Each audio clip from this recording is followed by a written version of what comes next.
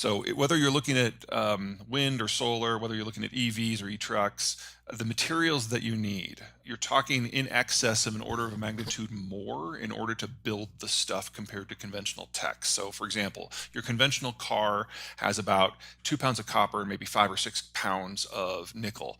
Your average electric car needs, geez, 130 of each.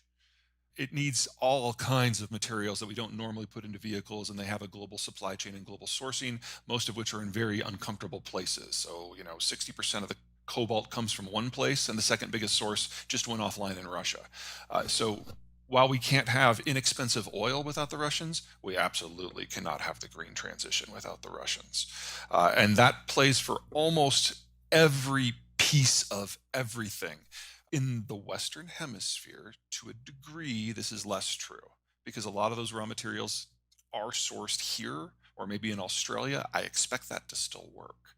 But if you're in Eurasia or Africa, no, absolutely not.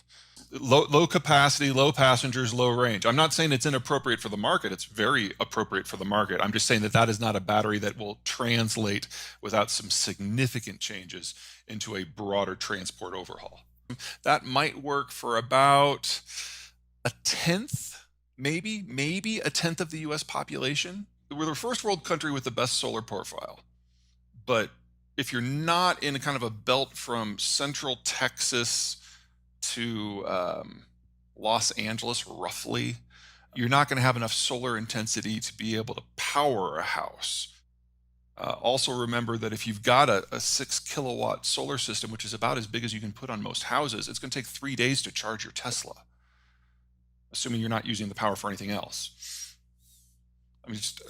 I think these are all interesting technologies. I just don't think we're there yet. That might be a bigger list than you're thinking on nuclear. It is 1950s technology. We should improve it, obviously, but I think that nuclear is going to be a bigger part of the future than a lot of people think because, believe it or not, its supply chain is simpler. Even with non-proliferation concerns, it's simpler than it is for solar panels.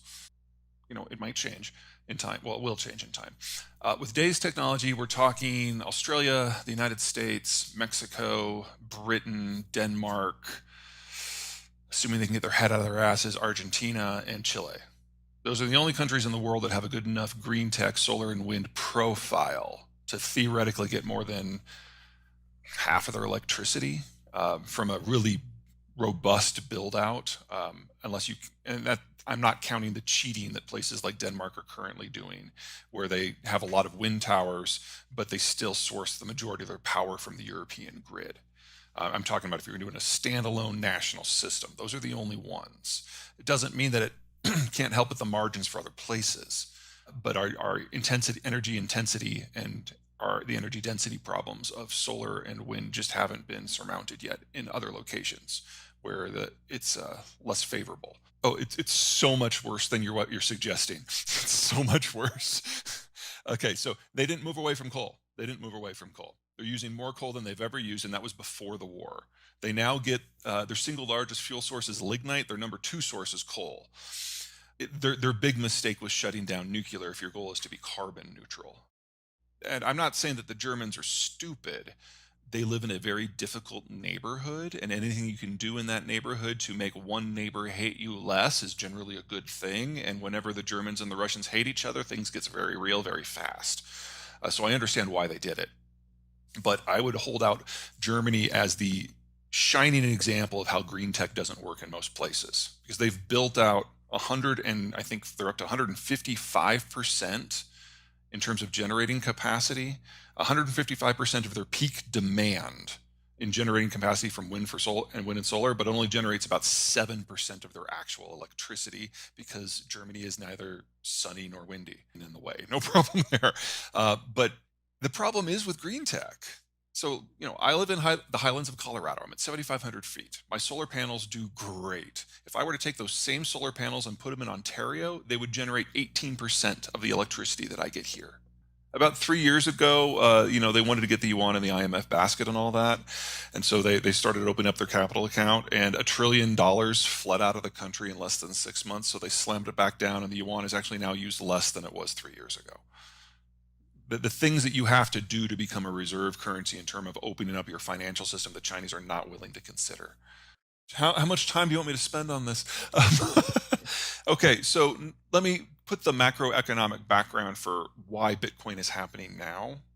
Whenever capital is highly available and cheap and easy to source, a lot of strange things happen. So this is Enron, this is subprime. Right now, the baby boomers are they're moving into retirement en masse. Whether it's later this year or early next year, at some point in the near future, the majority of baby boomers will be retired. As you age and approach retirement, your incomes generally increase, your amount of free capital increases, your amount of investment capital increases because your kids are moving out and you're later in your career, so you're earning more money. That peaks the year before you retire. When you're scrabbling out there to get like every last 1% of return because this is your last chance for investment income, because the day you retire, you liquidate all your stocks, all your bonds, you go into T-bills, you go into cash because you no longer have income.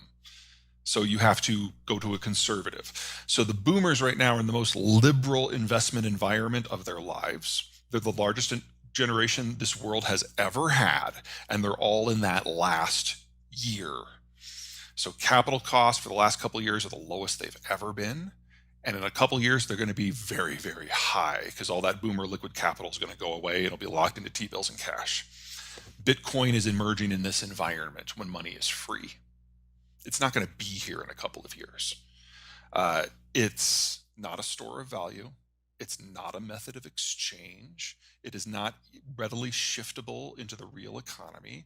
We've discovered with the Russian sanctions that it is completely dependent upon the normal financial system for access. That means it's vulnerable to anything a government might do. It's already been banned in 10 of the top 20 economies in the world. And in terms of productivity, oh my God, to generate it, you're talking about something that if we ever get a carbon tax has a negative value. So yes, there's nothing about Bitcoin that's here for the long haul. And if I think I disagree with you on almost every point. Fair enough. But if we're moving into a world where trade breaks down, what you need for a global trade currency is something that's large, something that's liquid, and something where the controlling body of the currency does not regularly manipulate it so it can be used with a degree of confidence.